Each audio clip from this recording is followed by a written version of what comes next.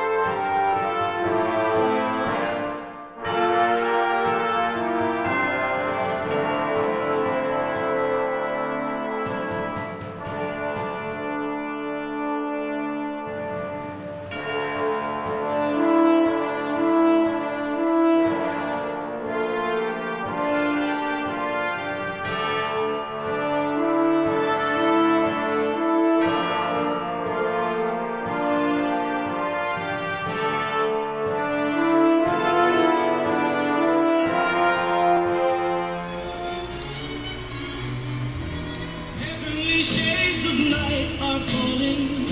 It's twilight time. Out of the mist, your voice is calling. It's twilight time. So you can see by those before pictures, even though that she had worked diligently when she started to dismantle, she found plenty of old grease and dirt and dust and everything like that, which is what, as a restoration man, we can't have it. You know, that's why I dismantle and clean and polish and so forth. So you see that she'd done quite a bit. You also see the machine was in great use with not much evidence of wear. Like when you look at the indicator plate, how perfect it wasn't all scratched up. I don't think the machine was used that much, and I don't think it was ever abused, just maybe neglected over time. So now we're going to get into the after pictures where you see that she followed the methods she saw in the restoration of the 404, and she really went for it, and it just came out incredible. So take a look at it here.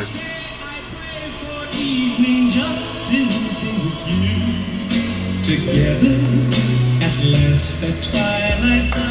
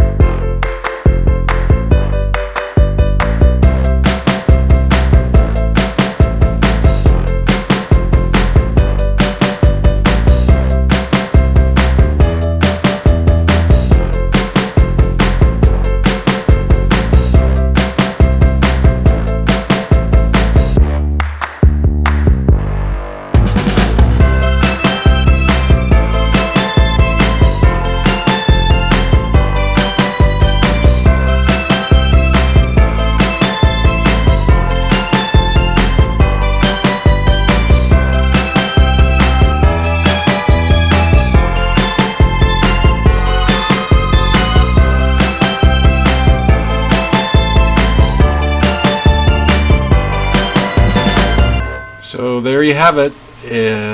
There's Jamie, a fully restored Singer Model 301A by Sharon.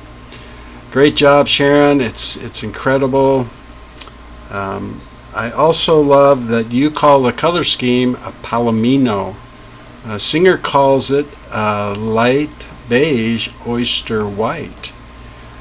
And in the company, the slang was elbow, L-B-O-W, light beige oyster white. But you've always called it palomino in your communications with me, and I think that's a much better name for it, the palomino.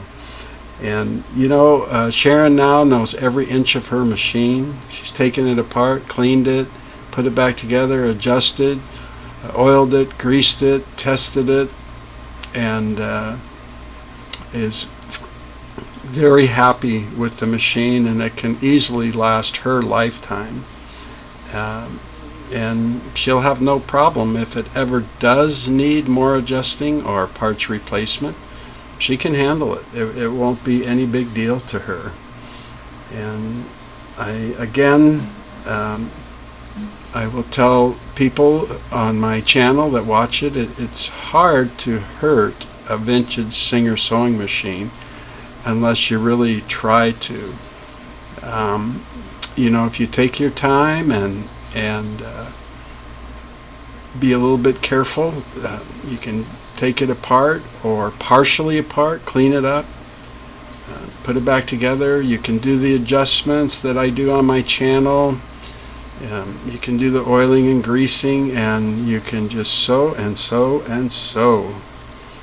So Sharon and myself, of course, encourage you to give it a try. Find yourself a nice vintage machine and go for it. See what you can do with it. And one last congratulations, Sharon. Jamie's a real thoroughbred. She's beautiful, she's sleek, and she's strong. And thank you so much with sharing with AndyTube so other people could see this beautiful machine. And for those of you who might be interested, Sharon has a blog spot that's called It's Daffy Cat, and I'll put a link to it below, and I would suggest you go check it out. It's a great blog spot, very cleverly done and great ideas, and I think you would really enjoy it. So It's Daffy Cat, and I will put a link below so that you can take a look at it. Nice job with that, Sharon. Okay, that's it for AndyTube. I hope you come back and see me in the future. Thanks for watching, and take care.